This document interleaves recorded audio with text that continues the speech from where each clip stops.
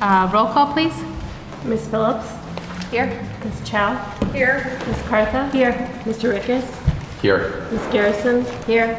Ms. Quattrocki? Here. We now will have the public hearing on the 2015-16 tentative budget. At this time, we will open the floor for the public hearing on the 2015-16 District 65 and Park School budgets pursuant to Illinois School Code. Tentative budgets were prepared for the Evanston-Skokie School District 65 and for the joint agreement for the operation of Park School and placed on public display by the action of the board on August 17th. A notice published in the local media announced that the board would hold this hearing. If there is anyone in the audience who wishes to address the board regarding the tentative budgets, they are asked to step to the podium at this time. If there are no speakers, then this public hearing is closed at 7:11 p.m.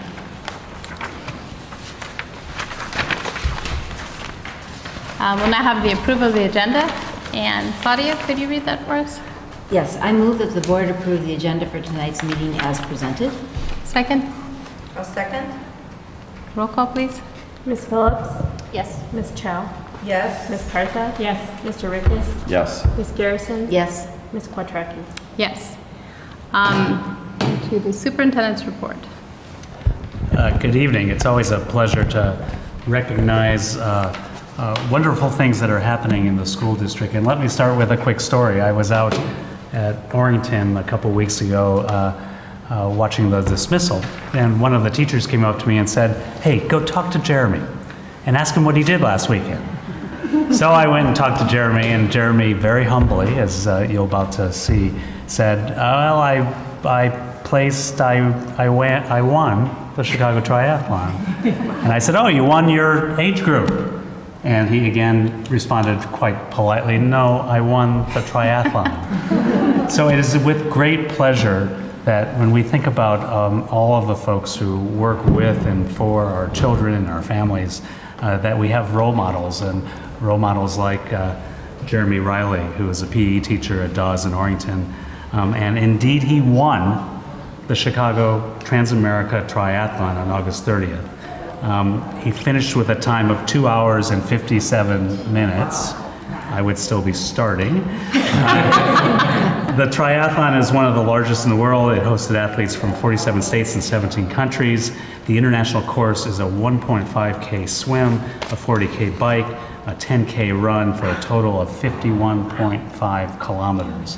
And it is just astonishing and wonderful to recognize Jeremy tonight. And I have a little plaque to give to you that basically recognizes from all of us. So it's really on behalf of the Evanston-Skokie School District 65 Administration and Board of Education.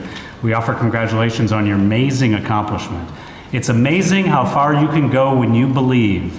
51.5K, Chicago Triathlon, August 30th, and this is from all of us to you with great pride.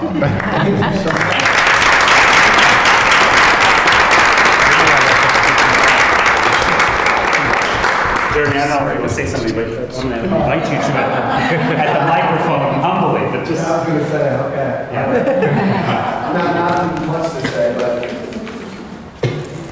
obviously, thank you for everybody. My fiance and my parents are here supporting me as always, and I really appreciate everything. You guys hiring me 3 years ago.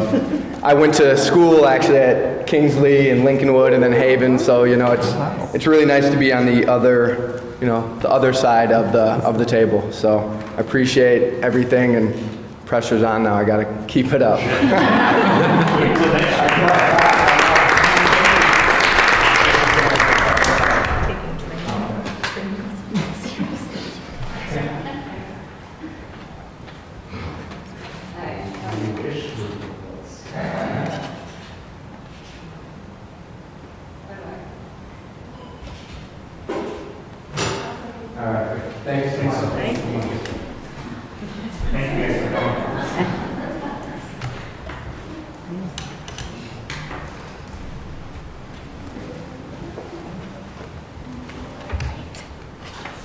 If I may, let me continue just a little bit with some recognitions that that I want to make sure that we emphasize. And this is really a wonderful outpouring of support as it related to school supplies and getting us ready for the school year. And I want to extend my thanks to several different entities in and around Evanston. First, the Alpha Kappa Alpha backpack donation. Alpha Kappa Alpha sorority, which is also part of the Delta Chi Omega chapter, gathered at Oakton Elementary School early this fall, and they came with 75 backpacks for Oakton students. Their chapter of the sorority of Alpha Kappa Alpha was working on a 1 million backpack donation across the country.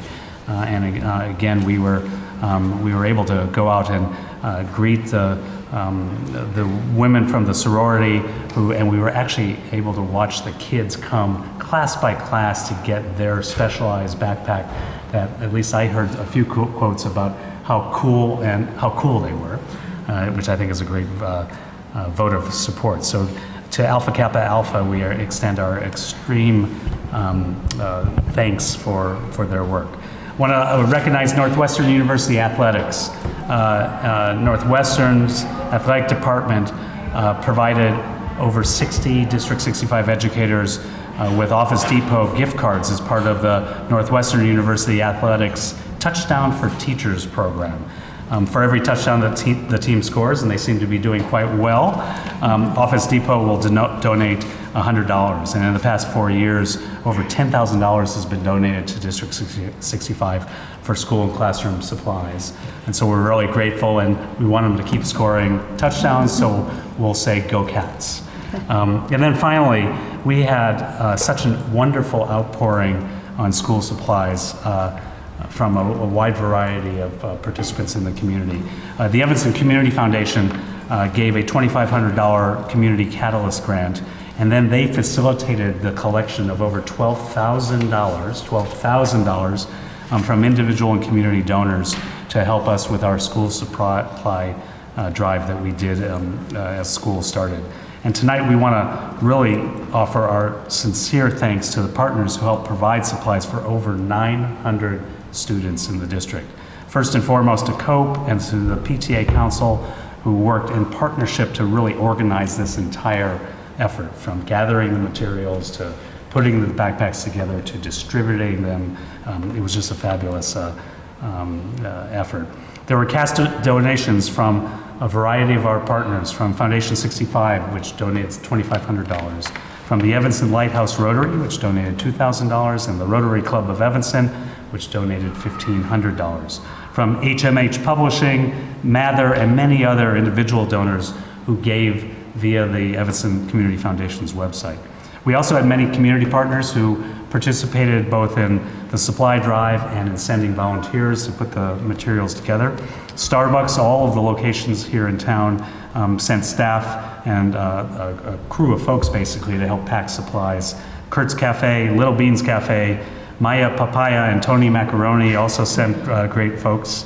Midwest Young Artists and Office Depot offered and donated supplies, and again to tip our hat to St. Mark's Church, who with COPE and the PTA Council, St. Mark's Church donated their space for receiving, storing, sorting, and distributing supplies.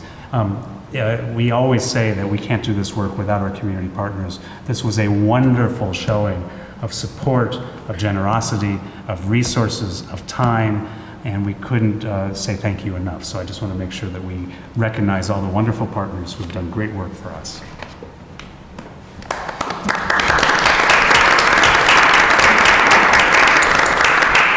And that is my report.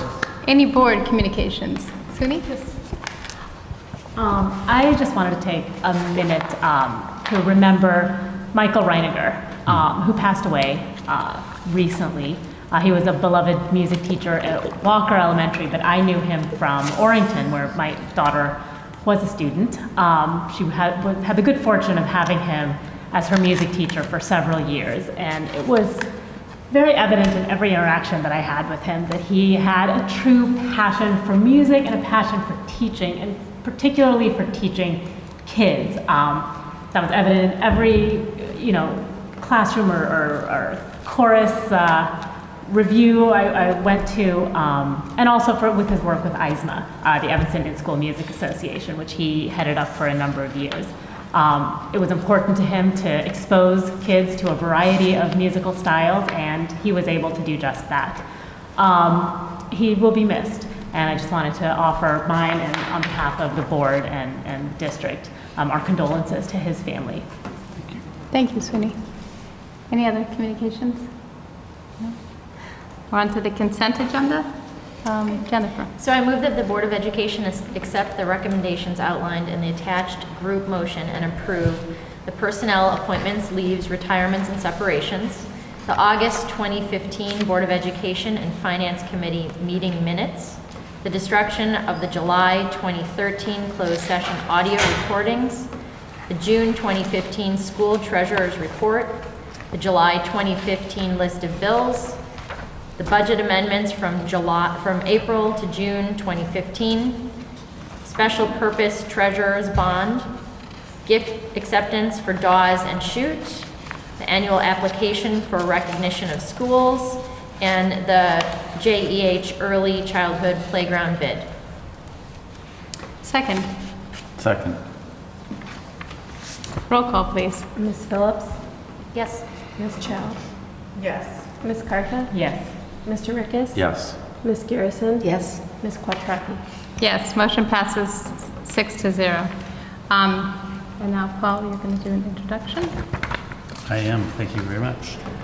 It's my pleasure to introduce to the board and the community two staff members who have joined us most recently in our administrative team as we move forward during this school year and beyond.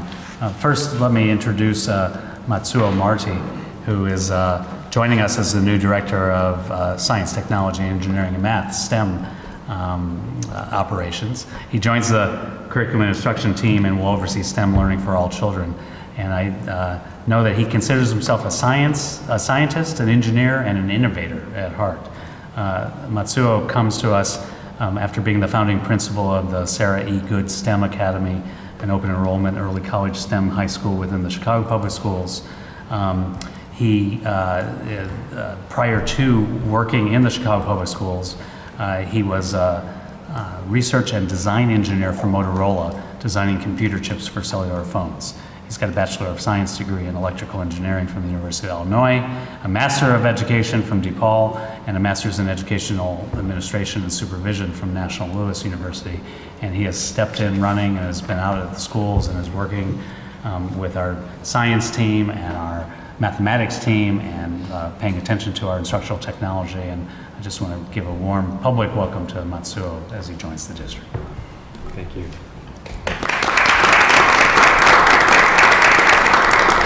I'm also pleased to introduce Stacy Beardsley as the new Interim Executive Director of Curriculum and Instruction. Dr. Beardsley is responsible for leadership and implementation of district curricula and supports, and will have three primary areas of focus: professional learning, literacy, and technology. Her work will help these areas to achieve the goals listed in the strategic plan, and as well she will coordinate the efforts within and across our curriculum and instruction team. She most recently was the leader and chief academic officer for Civitas Educational Partners, the school management organization in Chicago. This organization is responsible for managing 4 Chicago International Charter Schools with campuses totaling over 2,500 students. She's had a wide range of experience on the curricular instructional side, on the management side, and on teaching and learning, and has come out of the classroom as well. She also has a lot of experience in instructional technology, which we're looking forward to tapping into. Prior to her work at Civitas, she served as Chief Academic Officer and co-founder of Chicago Rise, and was the school director at the North Kenwood Oakland campus of the University of Chicago Charter School. She earned a BA in economics from Boston College, a Master's of Education in Curriculum and Instruction from Loyola, and a doctorate in urban educational leadership from the University of Illinois at Chicago. And she is an Evanston resident, and her kids will be going to school here in the future. So a warm welcome to Stacy Beardsley.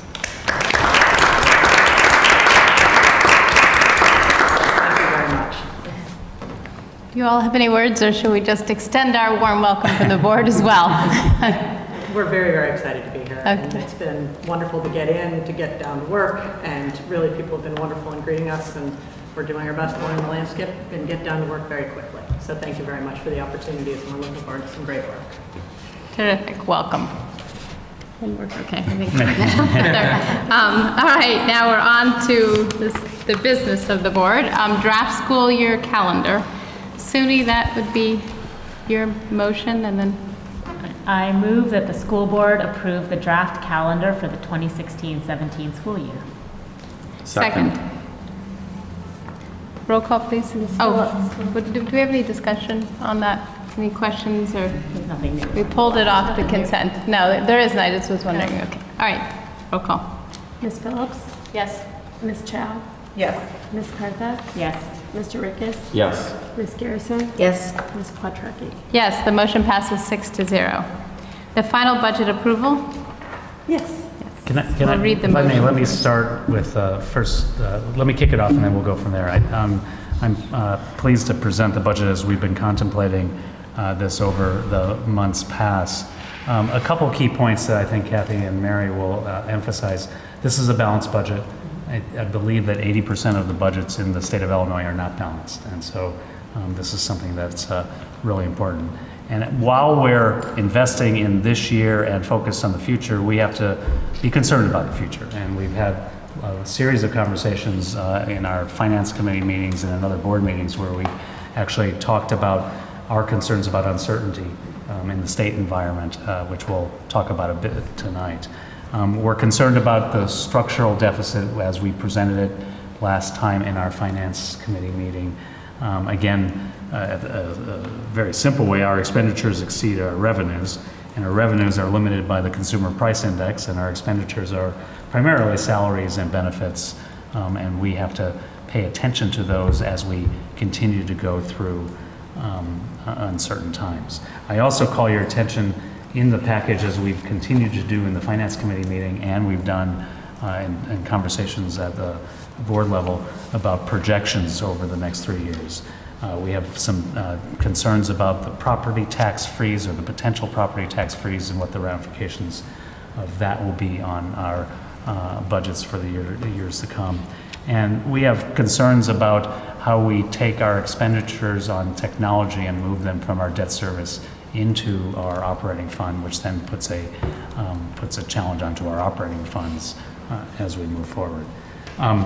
Again, the budget as we present tonight is aligned to our strategic plan and the goals and outcomes that we care deeply about.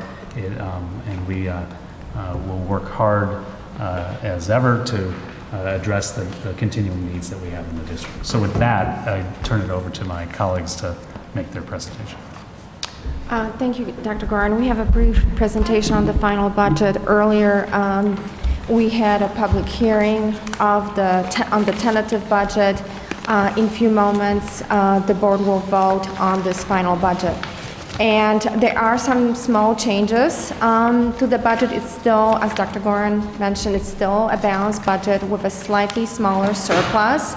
And the surplus will be used to make prepayments and balance the budget. Final revenues increased by $192,000 approximately, and final expenditures increased by $286,000. Let me briefly highlight the changes on both sides. So with revenues, there was an influx of other local revenues. The district was awarded a 3-year grant from the Noyes Foundation called Evans STEM. And this year's budget includes approximately $170,000 of new revenues. There were also minor adjustments to state categorical revenues, federal, and a small adjustment down to corporate personal property replacement tax. On the expenditure side, there was an adjustment of approximately $326,000 to salaries. Additional student enrollment, student needs, and building needs called for additional positions. which were added to the budget. There was also a decrease in benefits since the pension cost shift legislation did not pass. That cost was removed from the budget, but it will remain in our long-term projections starting with fiscal year 17, which is next year.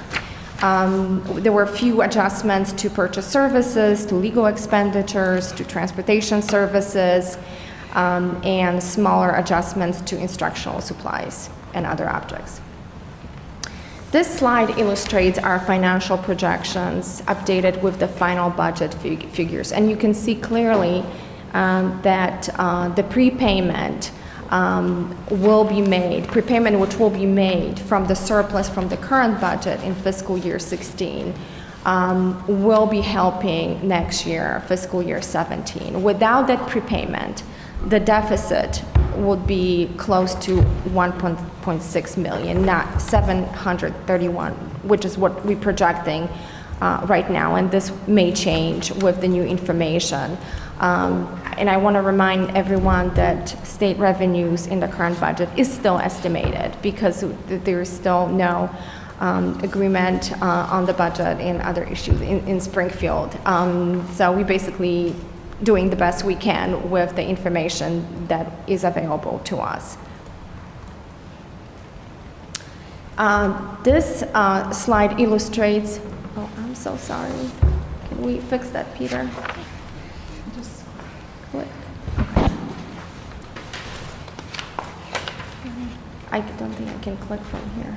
Here, oh, thank you. So this slide illustrates our financial projections and, of course, structural deficit. And as Dr. Gorin mentioned, at the last Finance Committee meeting, he gave a presentation explaining the nature and the causes of structural deficit. And in fact, structural deficit is not new to school districts. It's been around since early 90s, since the implementation of the tax cap law, which basically means the growth in our property taxes, which is the largest revenue source, is limited to 5% or less, or 5% or CPI factor, whichever is less. And in reality, the CPI factor has not reached 5% since 1991. In fact, it has been declining and was only 0.8% for fiscal year 14. So that's why the blue line, which represents revenues, is almost flat. And that's what's causing the structural deficit. The difference between the rate of growth between the revenues and the expenditures. And it's clearly depicted here. The green light, which represents expenditures, it's much steeper. Our benefits, salaries are rising much quicker than our resources.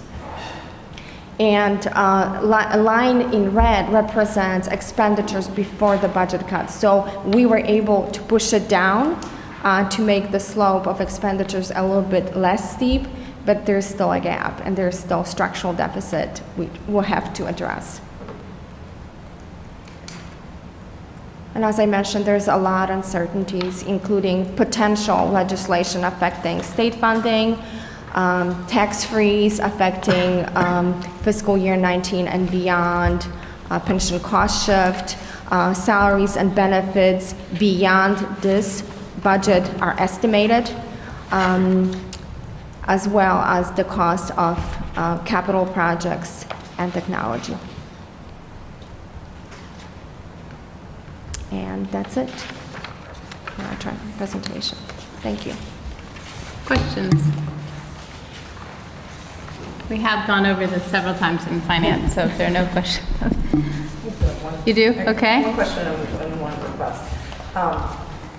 The CPI that will come out in December, we'll learn in February, will affect 2017-18 budget, correct? Correct. That's correct. So currently we have that projected at 2% as we do the out years. I just seen that the August CPI, which is just reported, was down, was negative 0.1%. So I'm just wondering if there's any predictability of, since we get monthly CPIs, what has happened throughout this year gives us any kind of foresight into what we believe December will be, because clearly the trend is not good if it's negative currently, or does that fluctuate dramatically from month to month? So we've been tracking CPI as well, and the CPI as of August is at 1.5. The CPI year to date, not the 12 months, but January, yes, through August. Okay. And we checked with our financial advisors, and they feel, of course, nobody has a crystal ball, but they feel that the CPI will end up for the year probably in the neighborhood of 1.5%, which is a little bit less what we have in our projections, but and of course that will be adjusted and reflected in our updated projections presented in February. So if on average 1% would be about $850,000 because it's an $85 million base, then 0.5% would be $425 roughly. So we ostensibly could be looking at additional negative on the 3.5, 3.6, 2.4. That's correct. So for 17-18, where we have the 2% assumed, if that CPI comes in at only 1% is about $850,000 for a levy year. But then the first year of an adjustment, we lose, again in the spring, we budgeted 52% more. So a loss would affect us by of 1% would affect us by about 1.3 million less for the fiscal year. So we could go from a $3.5 million deficit to a $4.8 million deficit in 17-18 with a 1% CPI. And But if they're projecting, in between there 1.5, it could be around 600,000. If it's yes, 600 to 700, yes. Okay. All right, that was just my question, just to kind of continue to calibrate where we think things are going. And the projections also have some anticipated expenditures, such as pension cost shift. And we don't know if that legislation will happen, but approximately 350,000 is included in projections on the expenditure side. Okay, that was the second question, so thank you. And then the request I have is just, I think on the heels of the understanding the structural deficit presentation and the budget at a glance, all these great resources for the community, if we might have a dedicated part of our website that we could, focus on those. I know we post budget, but I think it would be helpful to also kind of pull out the analysis that's being done and share that more broadly, just easily accessible versus having to dig down into the finance committee. So if you could consider that, similar to how we did the strategic plan, this is kind of clearly it's going to be a longer term effort of reaching financial stability, and could we isolate some of that information for folks in the community to access? We could surely do that. That's a great idea, and we can even, when we can set it up, we can put the structural deficit slideshow in, and we can do the budget at a glance, and there's materials inside this budget as presented that are much easier to understand because we have program by program or department by department budgets, so we'd be happy to do that. I think that would be really useful, and maybe even parsing out the projections separately so that folks could see, here's projections, not have to dig into the content of the budget, so that we're starting to frame this conversation more broadly, because it's not necessarily easy to digest information. That's a great idea. Any other questions? Candace, do you have the motion? I do. You do? I move that the Board of Education adopt the final 2015-16 budgets, including aggregate expenses for the operation of Park School as presented. Second. Second. Roll call, please. Ms. Phillips? Yes. Ms. Chow? Yes. Ms. Cartha? Yes. Mr. Rickes? Yes. Ms. Garrison? Yes. Ms. Quattrocki? Yes, the motion passes 6-0. We're now onto the strategic plan scorecard and target board goals. So let me start just very briefly as we reflect on a memorandum that you've actually seen in the past, and Peter will present with a wee bit more detail. as we think about both the strategic plan scorecard and the board goals, and in setting targets, we want to balance off the idea about having aspirational goals, which we really want to have, and being clear about our expectations. We want to make sure that this is aligned with our strategic plan and the work that we're doing. And we want to ensure that the goals are understandable, usable, and reportable. And that's both in this forum and for the community as a whole, but also the community of educators and support staff throughout the district. And that as we ask for your approval of what is presented, that we can then move forward with our colleagues, school by school, classroom by classroom, to embrace what we're suggesting tonight. So with that, let me turn to Peter. Sure. I'll go through this briefly, and then I'd be happy to answer any questions that you might have. As the information that's included here is almost identical to the information that we discussed in the August meeting. So tonight I'm going to present two components of these goals and targets for your approval. One will be the 4 board goals that you'll see in the memo and in this presentation, and then a set of targets that are associated with those goals. So the 4 goals, as you will recall, are all built directly off of the strategic plan scorecard. We're looking to increase the % of students at or above college readiness in both reading and math. We're looking to decrease the % of students at or below the 25th percentile, again in both reading and math. We want to increase the % of students making expected gains in math and reading, and that would include both students who start below and above the college ready benchmark. And last, we want to decrease achievement gaps as defined by the college ready benchmark between groups of students in both math and in reading. So just as a reminder, there are all of these metrics plus a couple in our strategic plan scorecard. We plan to release that annually in August as we did this year. This scorecard will include metrics approved by the board in September, last March, and all 4 of the categories that I just ran through are all in there. And if you'll indulge me, I'm going to switch the laptop that this is on because I'm realizing that there's a version control issue between the two.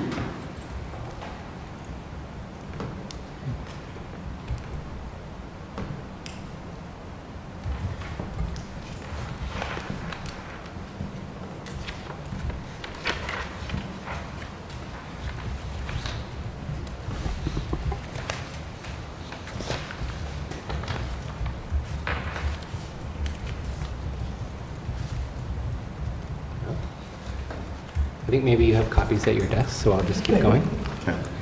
I now want to look at the recommended targets that go along with these.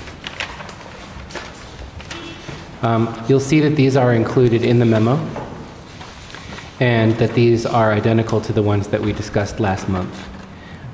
What we did, just to refresh your memory, is to look at the performance of the top 5 schools in the district, and then we asked ourselves, what would things look like if over the course of these 5 years of the strategic plan, we could get every school in the district to be performing at the level of the top 5 in the district.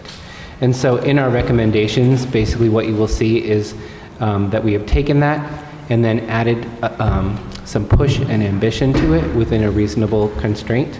And those are the recommendations that you see in the deck that you have in hard copy.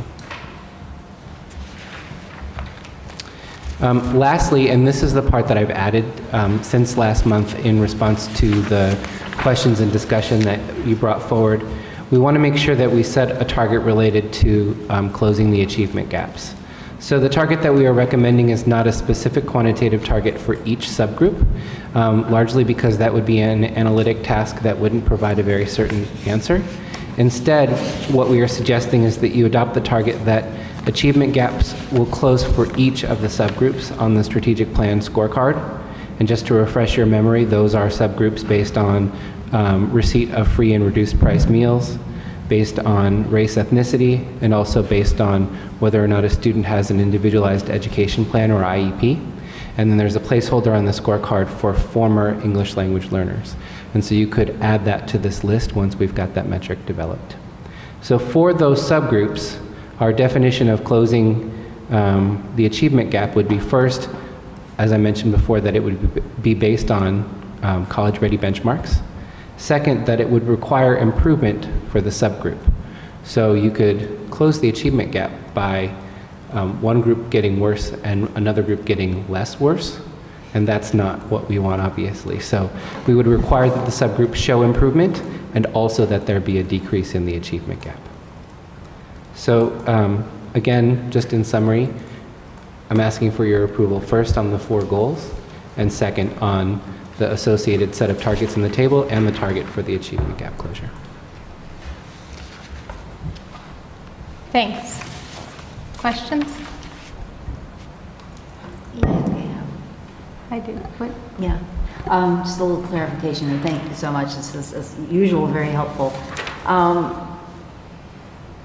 Can you just reiterate what you said about you wanted to show that the achievement gap is going away and that the subgroups are improving? Could one happen without the other?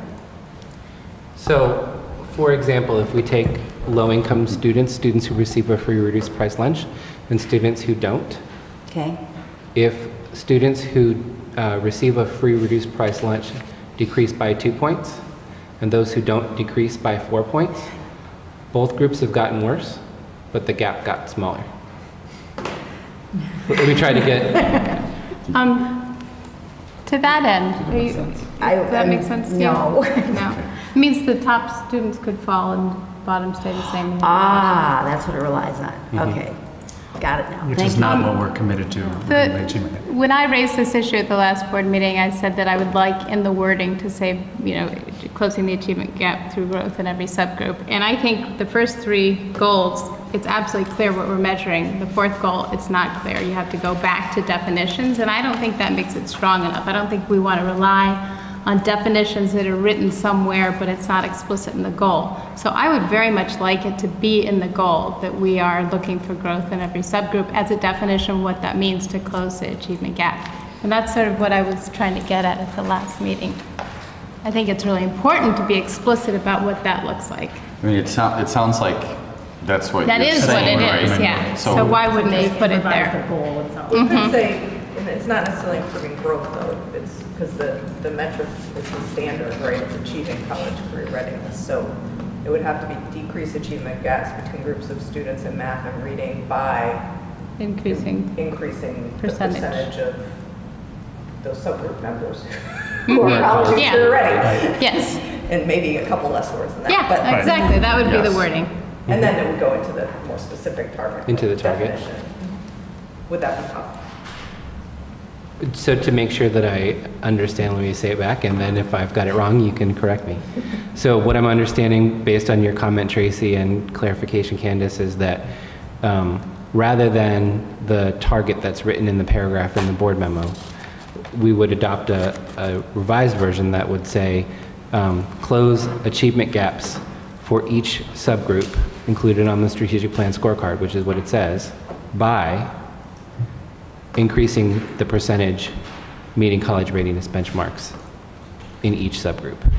I think we're just saying, as opposed to just putting it back there, it's just modify the goals. Put a clause in the 4th goal. It's the 4 of the goals. Oh, I see what you're saying. So we're articulating at the goal level, because again, when this gets kind of extrapolated away Sure. from the more detailed targets, it's still evident that that we're closing the gap through improvement Yep, I follow. of the subgroup. So I think, is that the Through essence? yeah, I'm improvement of wondering if subgroup. we should say narrow as opposed to close, because Well- that sounds Well, like it it says- isn't it? This It says decrease. also. This says decrease. Decrease. Yeah. Through improvement of subgroups, or as the clause. Right. I mean, there's some massaging of the language there, but I think the essence would be to articulate that it's through improvement of each of the subgroups. Yes. Meeting college and percentage meeting college and career ready. The percentage of those in each group, Yeah, subgroup each make subgroup that meeting meets college and career ready readiness. benchmarks. Yes. Can we add that clause and vote? I would think so. Do we want to vote on? Can you say it one more time so we have it? Peter, you, what was, okay. So- Decrease achievement gaps between groups of students in math and reading through increased percentage of subgroups meeting college and career readiness benchmarks.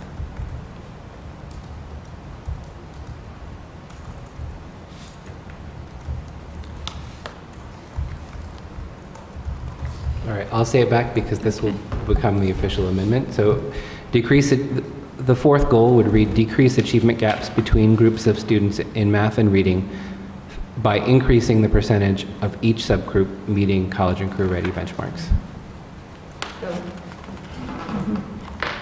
And as you consider this as for language, we still will use the other pieces of the puzzle here to be able to define it, because again, our concern about making this usable and understandable both in the community and at school by school level, we want to be able to articulate the explanations that go deeper. Do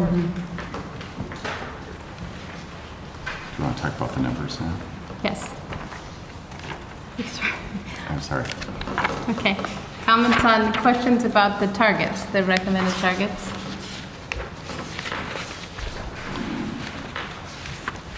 I would just say one thing, and that is, I struggled with this a lot, because when you look, and this slide I think was pivotal for me to get comfortable with where we are. The recommended targets in isolation don't look particularly aggressive.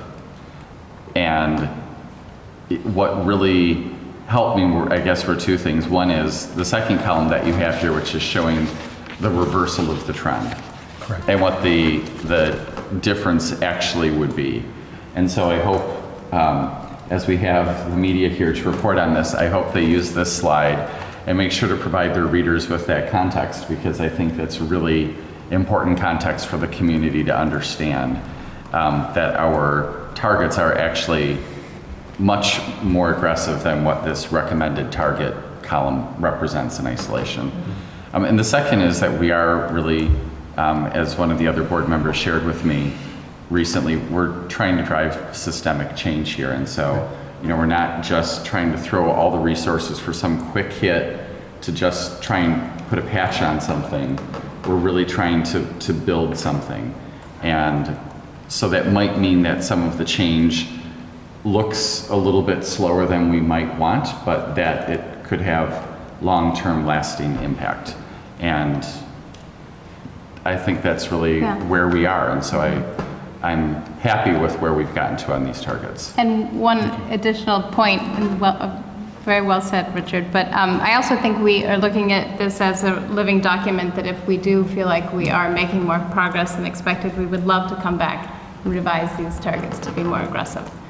So that's... And if I may, yes, it's a living document, and thank you for the comment, because we are suggesting a pivot from downward trends to moving forward based on everything that we put together on the strategic plan and everything we work together as a board and an administration and a community to move forward to invest in our kids.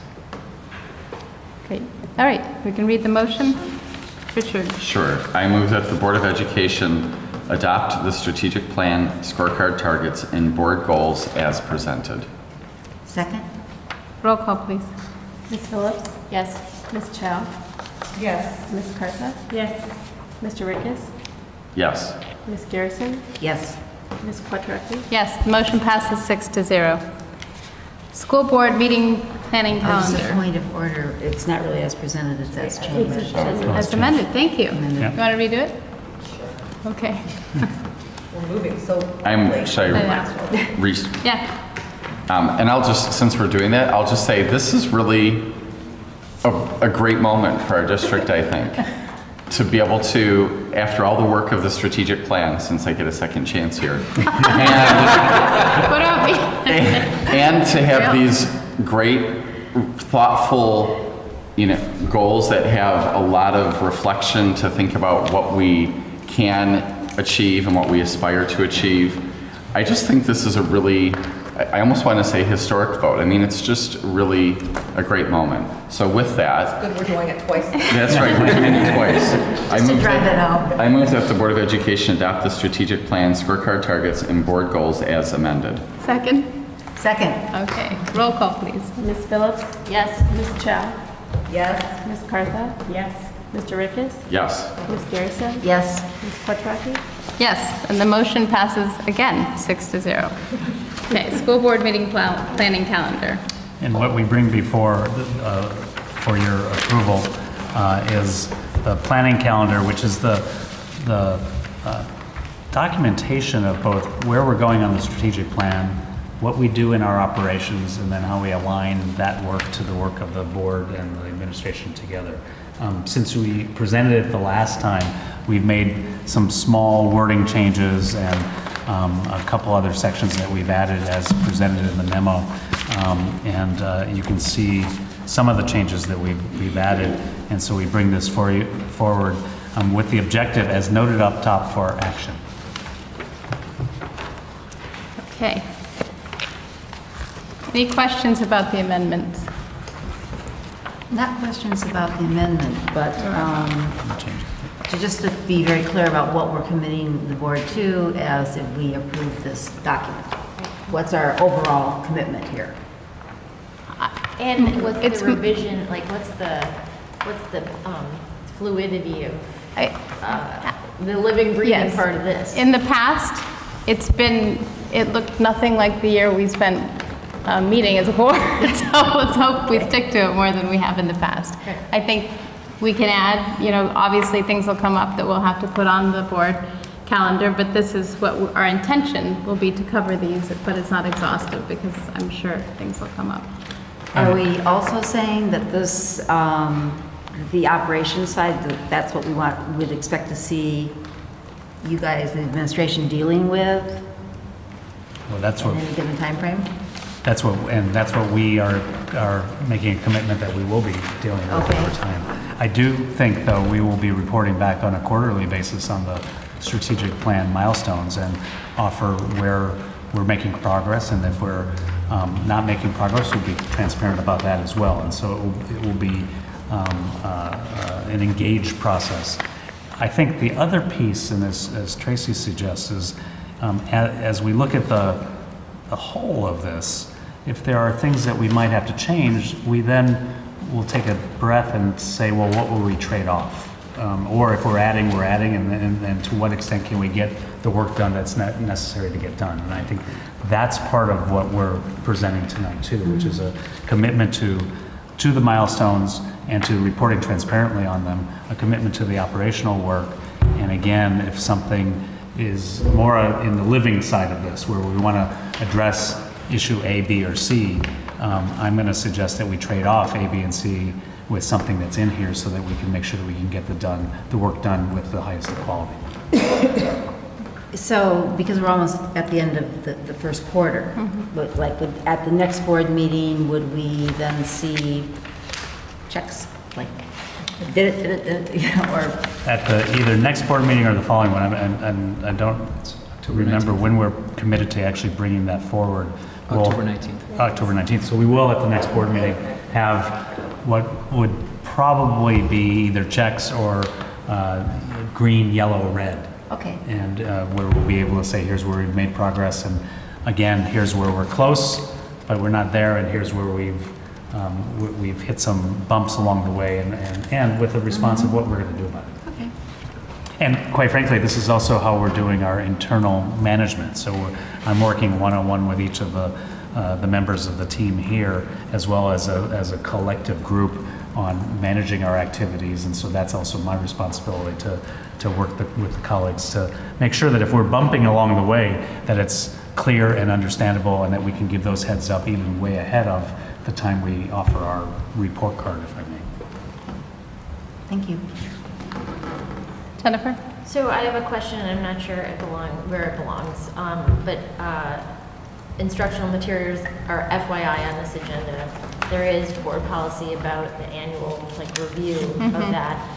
Does that go in the October 12th policy meeting? When and where will we have a discussion? I understand it's FYI tonight, not for discussion, but when is that discussion and where does it take place? We have had a schedule for reviewing various curricula, but we've fallen off and haven't done it in 2 years, I think. So I think probably it would be smart to bring it to policy and reinstate some version of the old policy or look for revisions. Yeah, and what I'd like to do is work with the team and set up what would be a realistic way of presenting information around instruction, around curriculum over time. But again, I think if we as we do that, as it relates to the board calendar, then we might have to trade off some of the commitments we already have in here. And so that one, if I may, I'll work with Tracy and then with SUNY at the policy level, and we'll be able to engage in a conversation of where we can move forward on certain things that are of interest and what we might trade off. Good. Fine. Okay, great. Richard? Couple things. First, I think this is remarkable. The level of thought and effort that has gone putting this together. You know, we've seen some of the whiteboards that had all sorts of scratch on them throughout the summer, trying to prioritize and decide. But this is a different level of planning than we have seen in many years. It's strategic. You can see that by the color coding, you know, and it talks about some of the concrete milestones as well as what we have to do that's more day-to-day, but is of particular importance. And so I think this is something to celebrate also.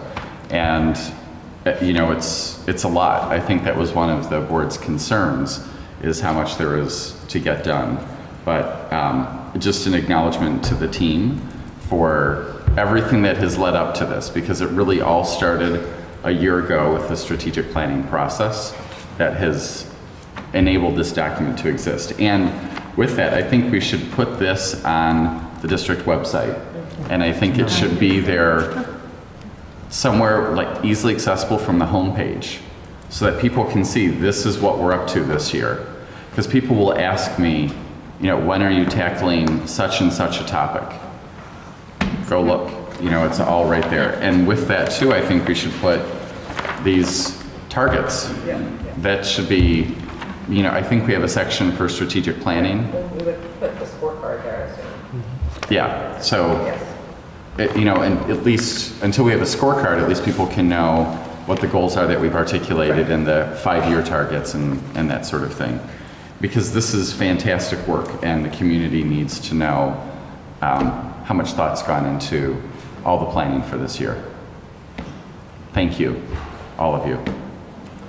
Back at you for the nice compliment. I think to the credit of the team here, I think many of us who've worked in organizations have worked with strategic plans. We've done the grand process and then they've sat on the shelf. And then some years or two, a year or two later, we come back and we see the plan and we ask ourselves, what have we done, what haven't we done? And to the credit of the team, and Maria Allison, who's not here tonight, really drove a lot of this planning process. But each individual team member really had to look at what we're committing to do and then put a stake in the ground. So that's something that we will celebrate as well as we move forward. And we will learn from this. I want to guarantee, I would love to guarantee that everything's going to come up green. But this is a complex organization and we have complex situations that we are dealing with. And so the commitment is that we'll be transparent on where we're at and where we're going. Great. Anyone else? Okay. It's my motion. Yeah. Claudia? I move that the Board of Education approve the board meeting planning calendar as presented. Second? Second. Roll call, please. Ms. Phillips? Yes. Ms. Chow? Yes. Ms. Cartha? Yes. Mr. Rickes? Yes. Ms. Garrison? Yes. Ms. Quattro? Yes, the motion passes 6-0. Okay, now we're on to the enrollment update. All right. You've got in your packet the most recent quarterly or monthly enrollment update. What you'll notice when you look at the front page of this is that currently our enrollment is about 34 more students than projected, and we do continue to enroll students up until throughout the school year. But the official date toward which we were projecting is the 30th of September. So I would anticipate that when we bring the final numbers in the opening of schools report, that we would be over the projected number across the district, maybe by a few dozen more students, which is definitely within the 1% band of error one way or the other. A couple of other things I would just highlight for you at a school level. One is that currently we are within our class size guidelines policy at all of our schools and in all grade levels. And you'll see on the front page of your memo what those class size guidelines are. Our practice as a district has been that a classroom needs to grow by more than 2 at the beginning of a school year over the class size guideline before we would assign and create more classrooms. We did that this year at Washington for their kindergarten, and we also in Washington for their 3rd grade added a TA because they had 2 classrooms that weren't 2 over, but each of them was over by a student. And so with those couple of exceptions where we've had to make some changes, our projections were right on, other than in those 2 situations in terms of keeping things within class size guidelines. A couple of other things to highlight for you from this memo, and then I'm happy to answer any questions that you might have. One is that when we look at the projection versus the actual at a school level, a few schools stand out. One is Lincoln, which is about 13% under projection, which I would not have guessed we would be talking about that, and I'm very glad about it. Another that you would look at is Dawes, where we have some very small class sizes in the gen ed classrooms in kindergarten 1st and 2nd grade. Dawes is about 17% under our projection for the gen ed classrooms, while their TWE classrooms actually are a little more than we would have projected. And so as a result, the school as a whole is right where we would have expected, but their gen ed classrooms, especially in the lower grades, are at a lower enrollment than we would have anticipated. We didn't grant any permissive transfers or magnet applications from that attendance area, and so it's just a matter of fewer students who happen to be living in that attendance area, who, other than maybe a few that were put in the TWE classroom at the same school. The others that I would point out sort of on the other side of the coin, I mentioned Washington being about 3% over projection. Dewey and Walker were both also a little bit over where we would have projected, looking like about 3, 4, 5%. We'll see when the beginning of the year comes. And then lastly, I would just highlight for you some analysis of what we plan to do now, what you can expect to see in the opening of schools report, and what we're planning to do to manage enrollment into this upcoming school year. Right now, we're reviewing our projection methodology. A small tweak was made about 2 years ago, and other than that, it's been the same process for projection in place since a consultant report was written a number of years ago. Generally, that projection methodology comes in with a spot-on projection at a district level, and usually in any given year, there isn't more than 1 or 2 schools that fall plus or minus 4% of the projected target. So I don't think I'm going to make a major recommendation to revamp our projection methodology. However, I am going through and looking at the 10-year trend for every school to just see whether there are any places where if we were really wrong about our projection, we would cause a big problem in terms of having too many students and not enough classrooms. So we'll go through and identify the places to watch as we did with Lincoln last year, and then respond accordingly. Another thing to just keep you informed about is that we're going to do some specific work at Lincoln, Washington, and Nichols. I've scheduled a meeting with the PTA folks at Washington and just reached out to the folks at Nichols today to just meet with some folks from the school and understand what things are looking like there on the ground, and make sure that we're really aware of the school experience, and that we don't repeat a situation like Lincoln where enrollment was increasing year after year without accounting for it in our enrollment planning. So I will leave it at that, and I'd be happy to answer any questions you might have.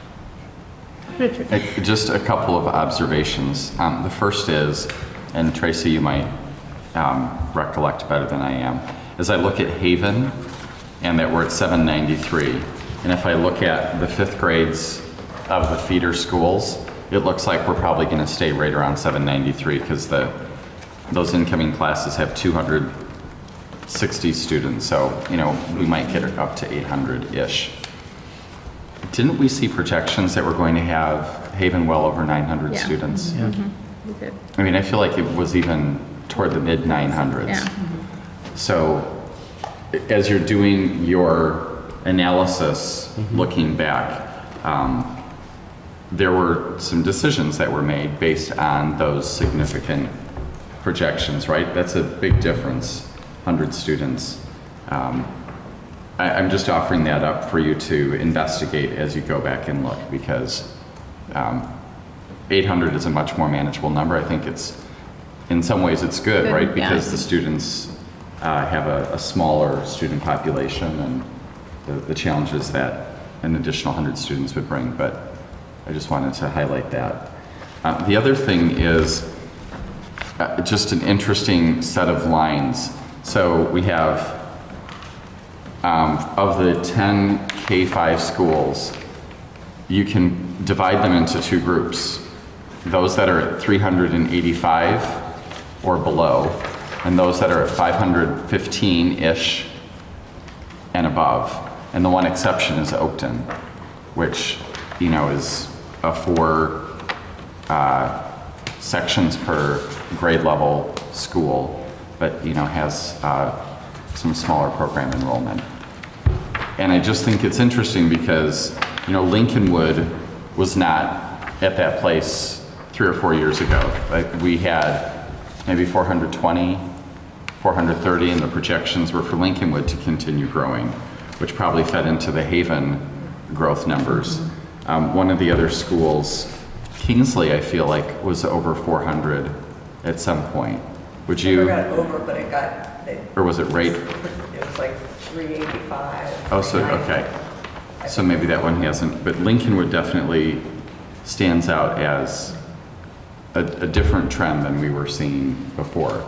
And so I'd be curious about what's contributing to that. That one jumped out most of all. And then you see others like Dewey and Lincoln that have really grown significantly. So that's my historical perspective. Thank you. Any other questions or comments, Claudia?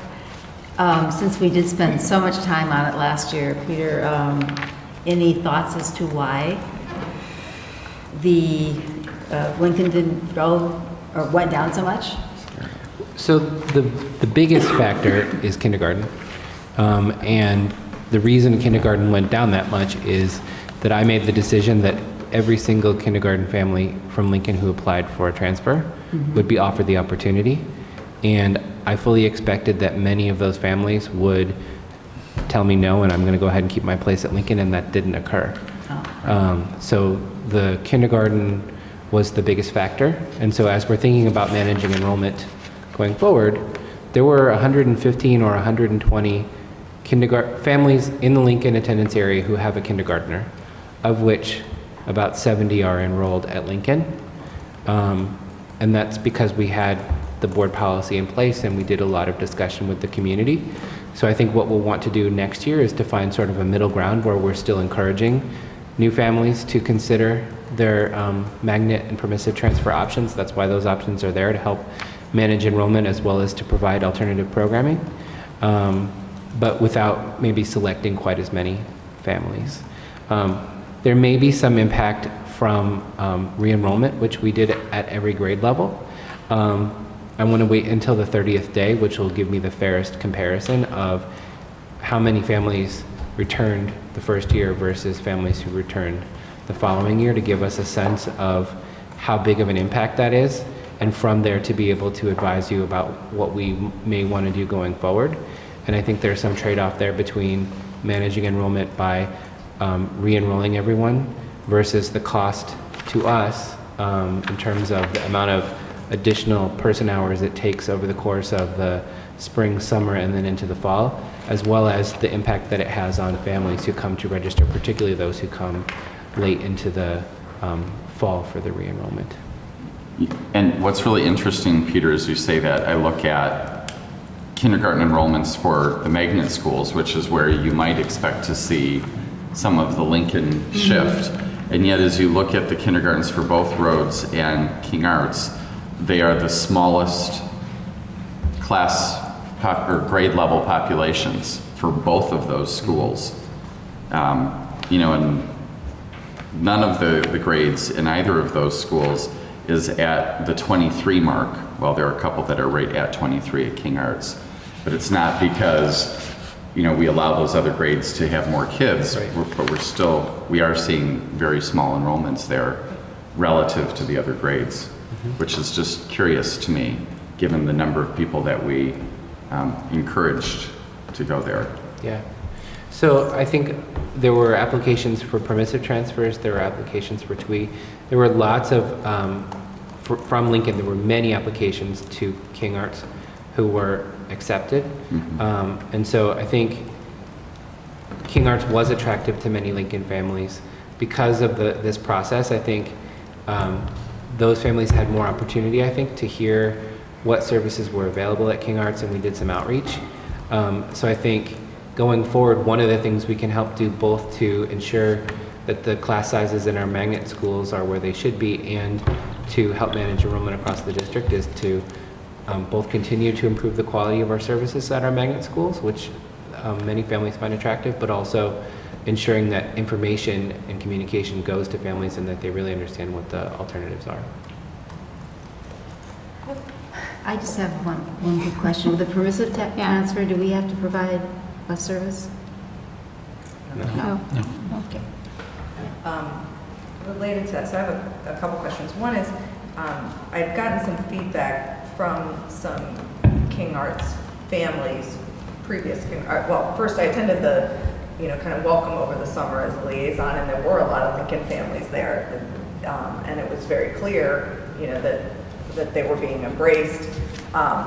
There was also some feedback from other parents that their perception was that part of the value proposition of the magnet schools was smaller class sizes. And I'm asking for the historic perspective there because I don't, our guidelines are the same, are they not, in terms of class guidelines for the magnet schools? They are for King Arts, different? but not for Bessie Rhodes. At King they are, but not for Rhodes. It's just roads. It's just roads. It's just roads. Yeah. So can you articulate what the difference, or can someone tell me what the difference is? So for roads? King Arts, it's exactly the same class sizes. For Bessie Rhodes, Jennifer, as a parent there, you may be able to help me, but because it's a smaller building, there are smaller class sizes established for that school. Okay. There's 22 at all grade levels.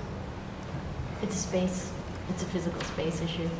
Yeah, okay. But I think that's important to know because, you wouldn't be able to see a big pop, right? And although you could see more than are there now, I assume, but not a dramatic pop at Bessie Rhodes. And I think I was just making the point because there was such encouragement this year for magnet school applications. I would have thought we'd see maxing out or higher numbers than other grade levels, and we didn't see that at either King Arts or Rhodes. So I think there's some education on this perception because this was from King Arts families that felt like there too smaller class size is part of the draw and value proposition, and now there's as we are more aggressively using the magnet schools to manage that, that's shifting. And so just that the expectation isn't that the value proposition should be related to class size, but really is the programming as you had said. So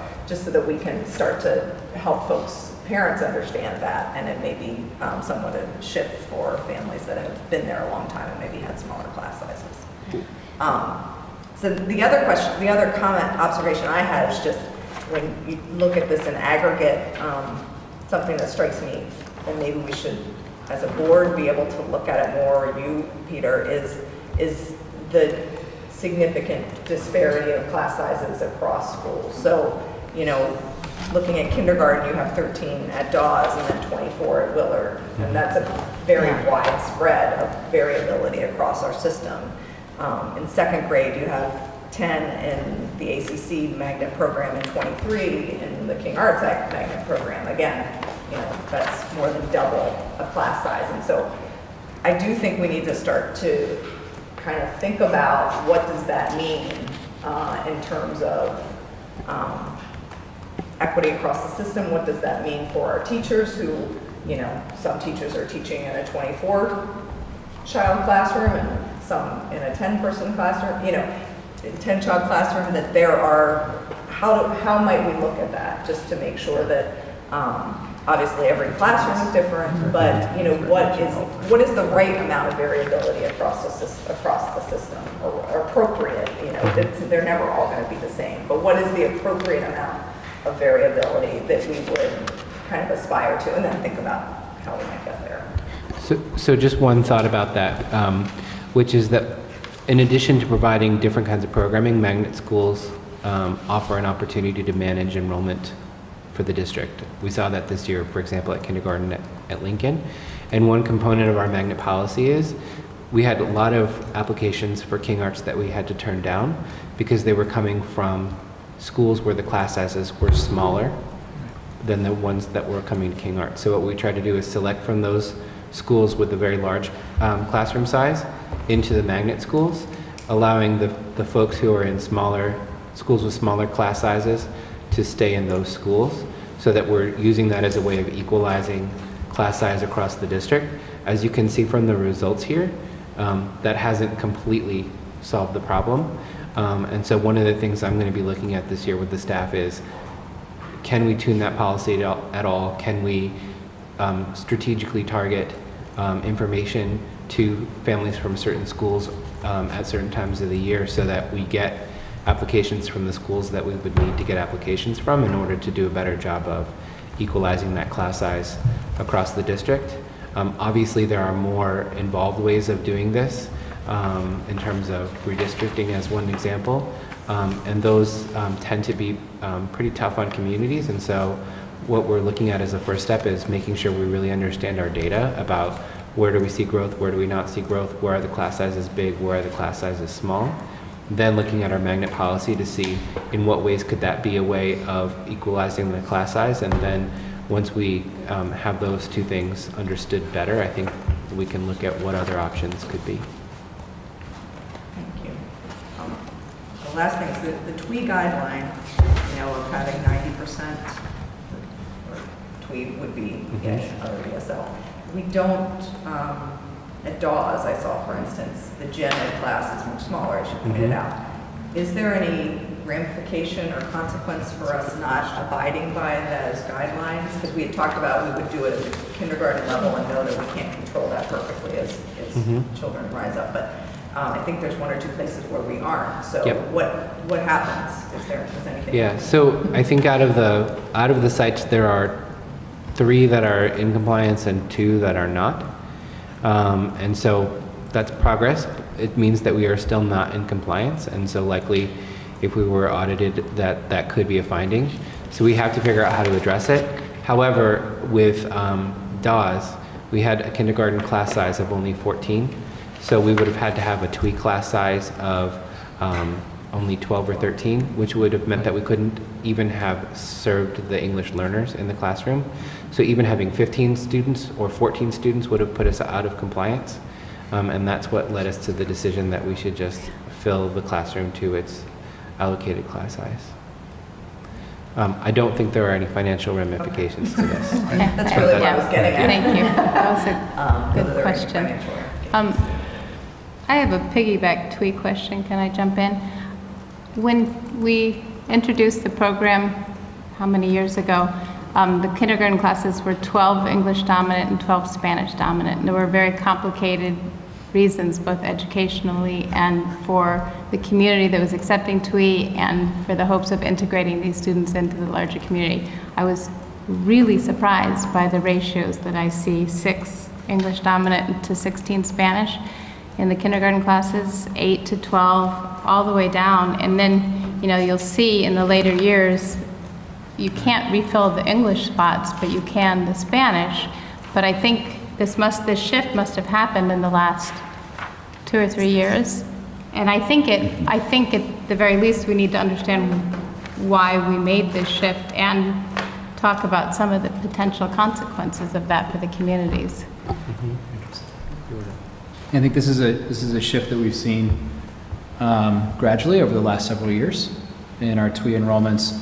And this is due primarily to an increase in the number of students in our district that require ELL services. And our obligation is to first provide services for the students that require English language instruction.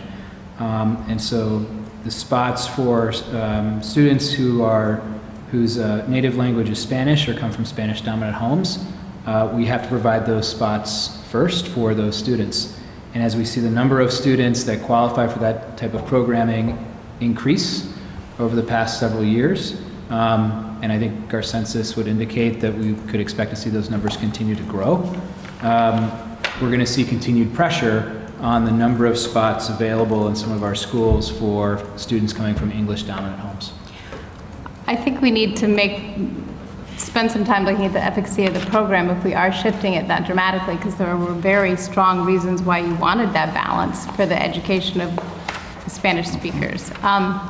So I think we need to revisit this and at least understand, are we holding strong in our achievement levels? Are there consequences to the climate of the schools? Because one of the biggest concerns is we were going to have single classrooms that were very isolated from the rest of the school and weren't integrated in the way we were hoping to integrate. So I have some concerns about that. I'd love to revisit it.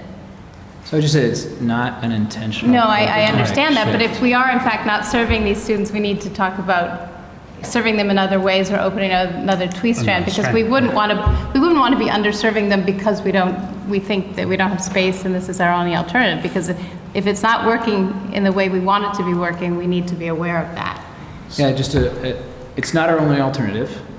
And students in Spanish dominant homes are offered the option of participation in an ESL program, or in our Spanish TWE program, or to WAVE services, which unfortunately some families do if they are in a neighborhood school that does not offer language services, and instead of riding a bus or being transported to a school farther from their home. And we do see in our data that the students who WAVE services do perform more poorly over time than the students who receive English language supports throughout their elementary career. So I think the options that you're discussing are important for us to consider and to lay out a 5 or a 10-year plan, but what we can expect to see happen given demographic shifts in Evanston and Skokie, and how we serve students. The philosophical and theoretical model that we're using to plan English language services puts dual language, two-way immersion model as the best model. The second best model that we see in our research is monolingual two-way immersion. So, where students all have one native or mother language and are all learning the same target language in a classroom with a similar type of split in terms of language. So there is research support for both the model that we may go to if we don't take some of the actions you're talking about. Yeah, but the danger is we're sort of neither one. So we need to if we are just having a few English dominant, but we don't have the mono or the dual, I think we need to investigate how effective that model would be. And that goes back to your 2 points. What's the efficacy of the program? And what are our solution strategies among many, which may include additional strands, and then we have to figure out where those would land. And if that's the way to go. And indeed, in our planning calendar, I believe we have it. We are planned to come back with a deeper review. I think it's interesting when you talk about a long-term plan. If I'm remembering the numbers right, 4 years ago we were at 11% Latino, which I know isn't necessarily a direct correlation, and now I think we're at 18% in our district. So that's 2% a year. Are we going to continue growing at that pace? And if so, what are the implications for our programming? So that's probably an important number to get our arms around. And Spanish-speaking students are not, and the TWE program is not the only program. The ESL program is also experiencing a pressure on capacity. With multiple languages. That's right. And then I remember being an audience member several years ago when the Latino community came out in force about choosing to WAVE services. And I think there's also a question of getting behind why they want to be at their neighborhood schools and why they're waiving services and what what's behind those choices that then put pressure on schools.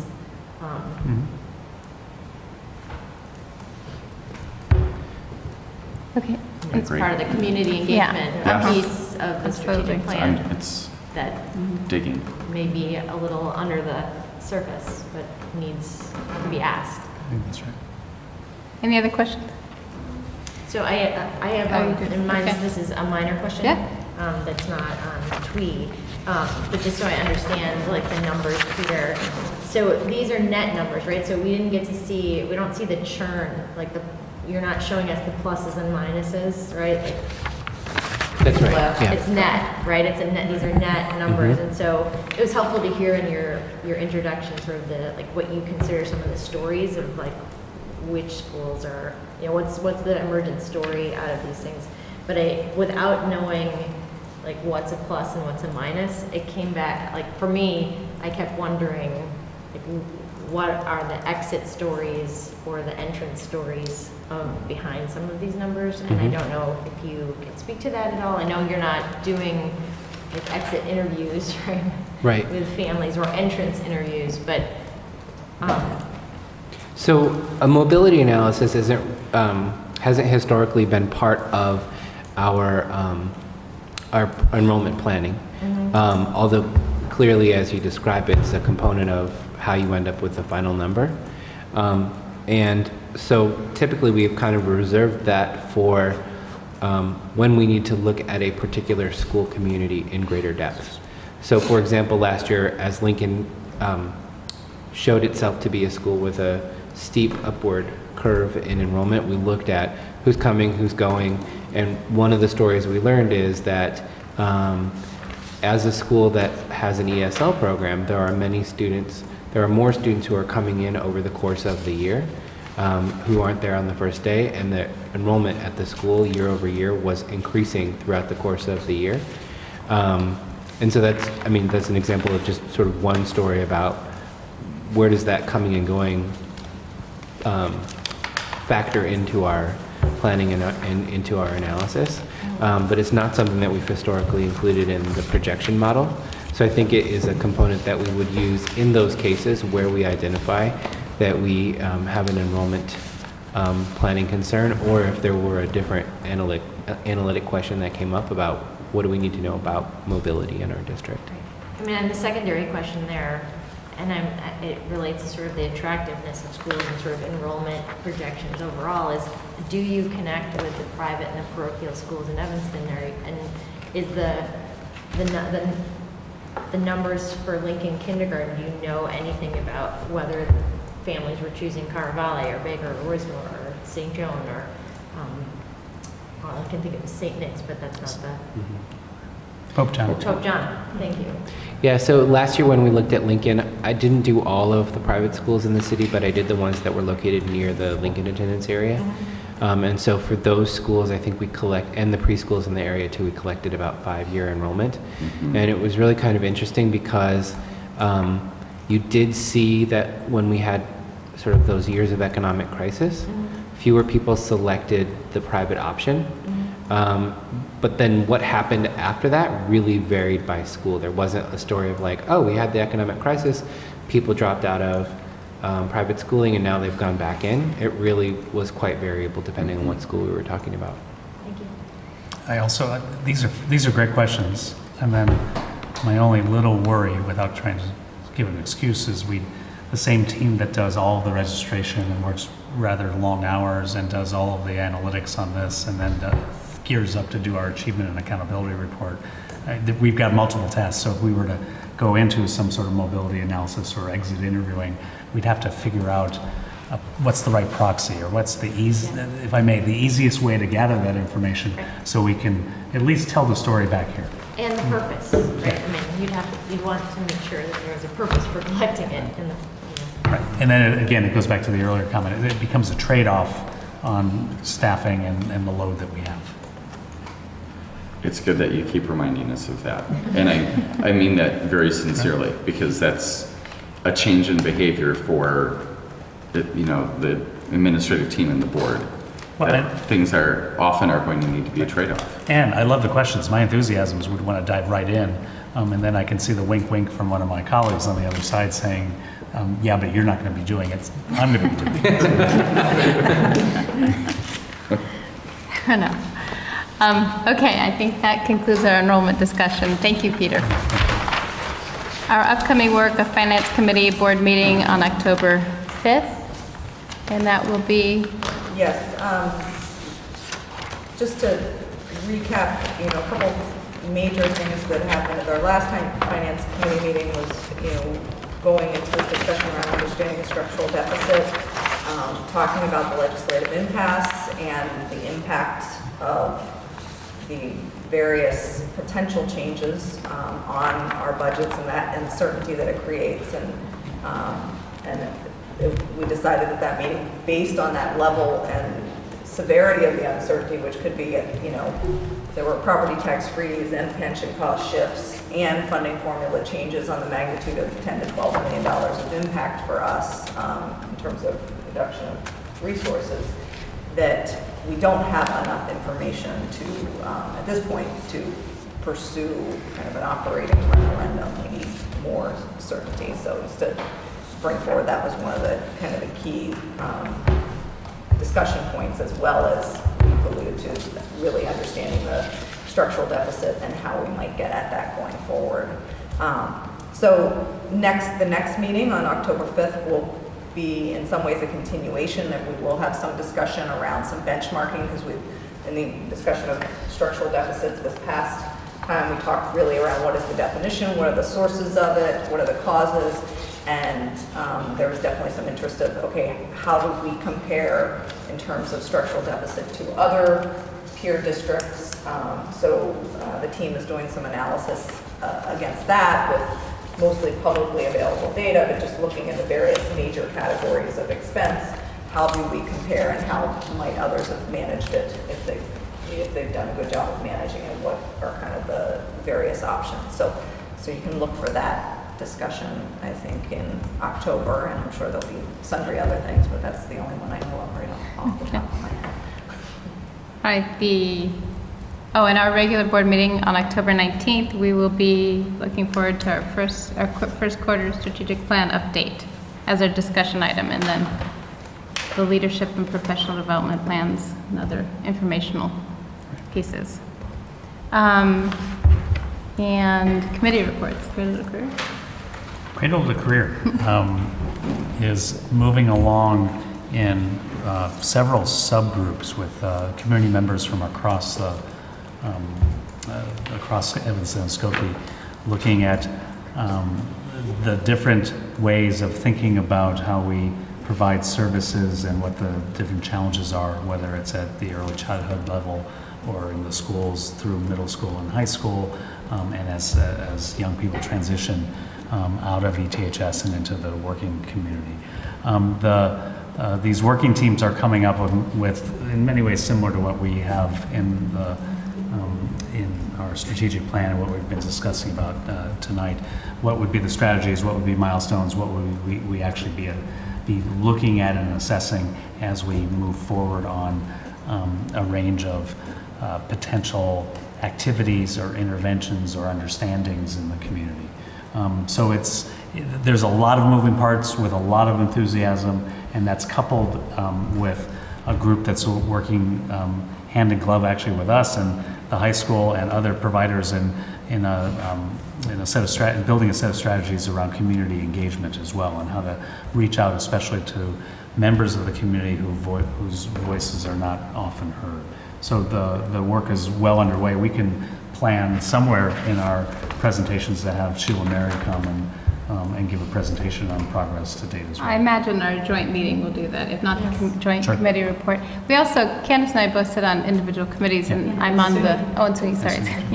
I'm on the On Track for Literacy. And Peter's been very helpful, and I think you all would be interested that he's been revising the kindergarten form, or starting the revision of that form to try to get a better sense of early childhood experience before kids come to kindergarten, which is something we've been wanting for a long time, so that's very exciting, both for us and for the Cradle to Career initiative.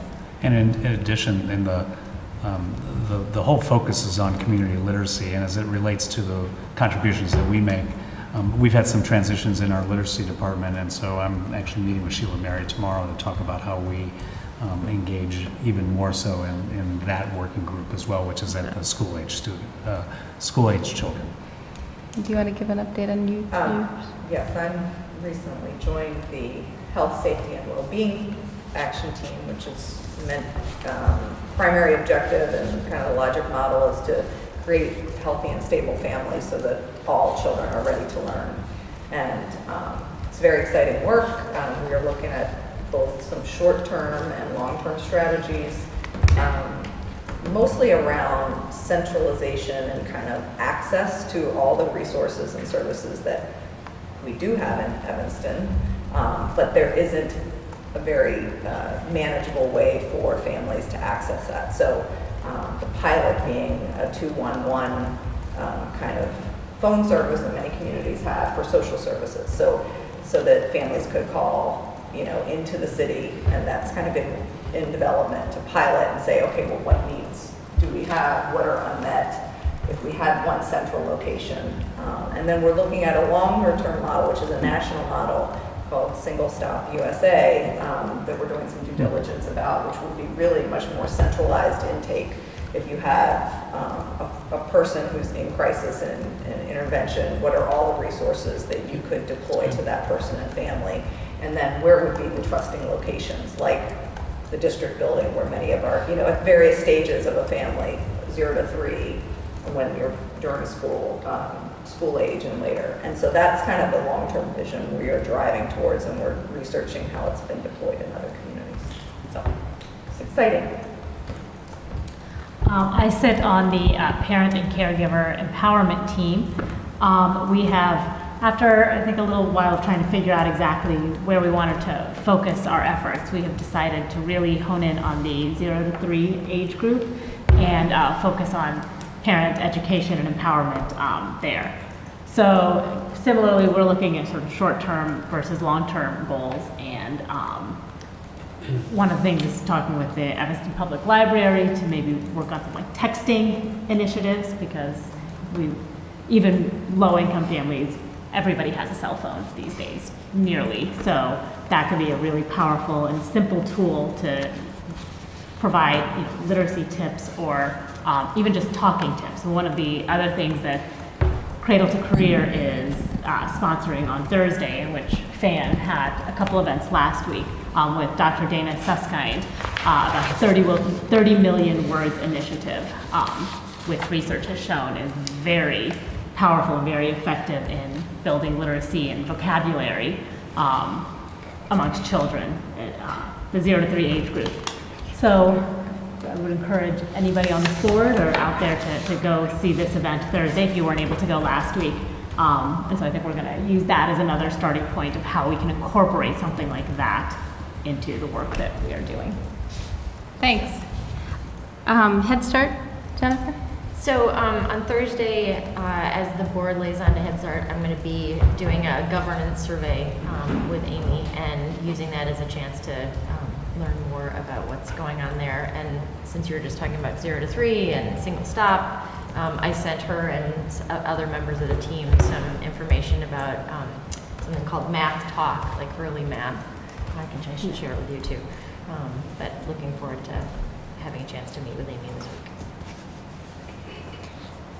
Okay, the Park School, Joint District 65-202 Committee, the next meeting is October 22nd, and we will have our usual joint literacy goal, accountability report, and the calendar we'll revisit. And then I think we're also going to talk about how the two districts might join forces to have our voices heard in Springfield more effectively. So that's another topic. And do you know if the committee, so this kind of goes to the next topic, will the future of Park or the planning for Park be on the agenda for the joint meeting? No. No. I think it comes up through the Park Advisory Committee and will eventually jump over to the joint, but I'm not sure that was planned for this time. Okay. But There were Jennifer, questions Richard, about do you that? all know what? Usually the meeting is in January. Okay. So typically it's been January and June. So there isn't an We got agenda off yet. cadence Okay. last year, but I don't know if that's Right. what the So thinking there- is for this year. Typically, the two meetings, and we know that we have a new colleague at ETHS who's the head of special services, special education, and Joyce Bartz has reached out to her to start that conversation and then to get both systems talking to each other about what we're thinking about for next steps. So that is the cadence that we've been planning. And so, to Jennifer's point, the conversation about the future of Park and how the ideas are becoming a plan, will that be a topic that we cover? I think it should be, that we cover at the Park Advisory Board meeting. Yeah, I think that makes sense. Is there a date set for that? I was just saying January is usually when it is, but I don't know that we've picked a date yet. I don't, Just because it'd be great to have those things on our calendars. It would be great. Sooner rather than later. I know that's often a hard meeting to schedule because for we other have members, so many people. It's, Yes, I think it's important to I'll get check with dates. Joyce on getting it.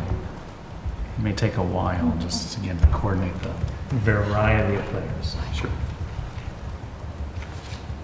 Policy committee? On both policy and wellness, and we haven't had our first meetings of the year yet, so I don't have anything new to report. Okay. City school? Same thing. All right. Sorry. Informal presentations from the public? If there's no further items before the board, this meeting is adjourned at 8:45.